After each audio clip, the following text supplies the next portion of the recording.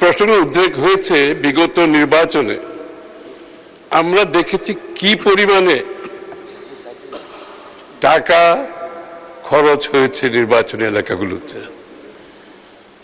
অবিশ্বাস্য রকমের টাকা খরচ হয়েছে। প্রত্যেকটি নির্বাচনী এলাকায় আমরা বিপুল অঙ্কের টাকার সম্মুখীন হয়েছি। এমন এমন ক্যান্ডিডেট যাদের কোনো ব্যবসা নেই, বাণিজ্য নাই, বুঝলাম নির্বাচনী আইন ভায়োলেট করেও ব্যবসা বাণিজ্য থাকলে নিজের পয়সা খরচ করতেছে। এমন এমন ক্যান্ডিডেট ছিল যাদের তেমন কোনো আয়ের উৎস সম্বন্ধে জানা নাই, কিন্তু তারাও কোটি কোটি, 50 কোটি, 100 কোটি টাকা খরচ করছে। মাননীয় স্পিকার, এই প্রশ্নগুলো আসছে কিন্তু ওই জায়গা থেকে, এবং এটা কিন্তু পাবলিক নলেজ যে সবার কাছে এত টাকা কিভাবে খরচ করতে পারে। তো এটা একটা বিষয় আছে, এটা আমাদের বোঝা দরকার।